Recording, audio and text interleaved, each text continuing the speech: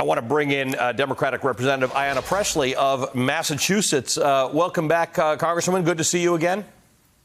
Always good to be with you, Alan. Let's talk about the other thing, the thing that you actually got done in Congress some months ago, and that is passing an act that would extend economic benefits to people who are stuck in this coronavirus. The Senate has largely wished that away. The Republicans in Senate have largely wished that away. They just didn't do it. I read a story from a young man just a few moments ago he and his mother have cut their meals to by one a day, and they've cut them again because they're out of money. Their unemployment benefits don't continue. You passed this bill. What is going to happen now? Because Americans can't wait until January 20th when Joe Biden gets sworn in. They certainly can't wait. That $1,200 one-time payment has long since gone. In my district, one of the most unequal in the country pre-COVID, and that has certainly been exacerbated by the pandemic and by many of the policies of this fire hose of insult we've been drinking from the last 4 years. Food pantry lines around the corner. In my district, some of the projections with community-based advocates that I've spoken to, we could see as many as 60,000 to 100,000 families evicted, displaced. And so we have to act with urgency, and we have to act with boldness. What I'll be advocating for are reoccurring cash payments, and that should not exclude our immigrant neighbors, for eviction and foreclosure moratoriums, for the canceling of student debt, for the canceling of rent, and certainly just anything that mitigates the hurt, and that includes supporting our small businesses. The landscape for them is very stark, particularly our minority-owned businesses, and upwards of almost 50% of them are not expected to reopen their doors. And that's why the legislation introduced by myself and Senator Harris, the Saving Our Street Act, $124.5 billion grant program, is something that I'll be advocating for to be included in any relief packages. But, we have failed the American people. Let me just paint a quick picture here. In my district, an 11-year-old constituent, a single-parent household, mom in a hospital on a ventilator, fighting for her life because she has coronavirus, her 11-year-old daughter caring for her 9-month-old little brother for 2 weeks before anyone knew that she was there alone. Having run out of groceries and diapers. This is an undocumented family. And so instead of asking for help, for fear of being met with punishment instead of compassion, that 11-year-old little girl suffered. And I learned about her. Our office was connected to her, through an agency in the district. And when they went to provide help for her, she greeted them at the door with her little brother in a towel that was soiled, put together by safety pins. I wish that I could tell you that that family, that little girl is an anomaly, but she is not. And that has been Donald Trump's America.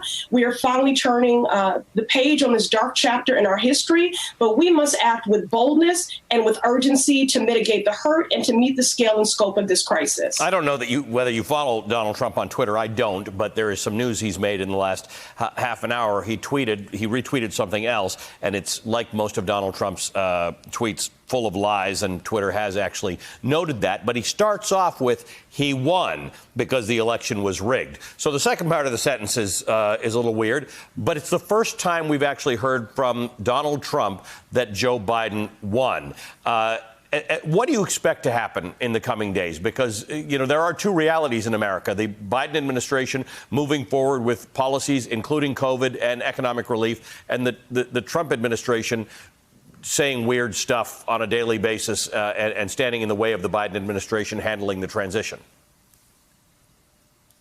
Well, history and the laws are on our side in this instance, but, it's just yet another. I really consider it to be both not only pathetic, but also unpatriotic.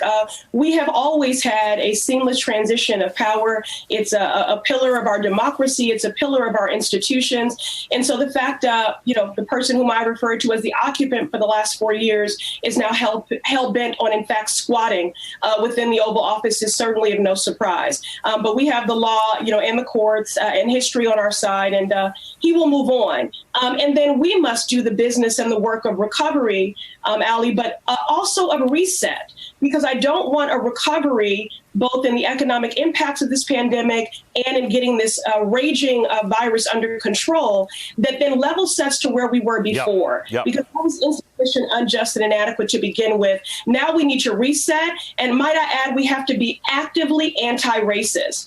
This coalition, history is written by the winners. So we won because of the most marginalized people who have been victims of policy violence, of short-sighted, draconian, discriminatory policies for generations.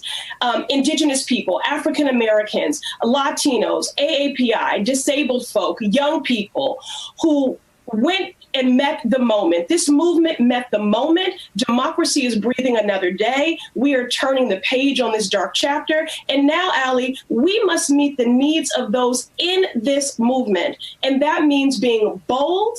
Yep. And that means being actively anti-racist and not hypocrites against the backdrop of this national reckoning on racial injustice. The only things that matter right now in that reset and recovery are policies and budgets. Ayanna Pressley, man, sometimes I get up on a Sunday morning and I haven't had enough sleep, but you always get me going and thinking about the possibilities that exist. And by the way, thank you for mentioning Indigenous people. Very shortly, I'll be speaking to your colleague, Representative Deb Haaland, about ways in which we can start to address some of the injustices that have been done to Indigenous people across this country. Always my pleasure to have you here. Thank you again, Congresswoman. We appreciate it. Hey there, I'm Chris Hayes from MSNBC. Thanks for watching MSNBC on YouTube. If you want to keep up to date with the videos we're putting out, you can click subscribe just below me or click over on this list to see lots of other great videos.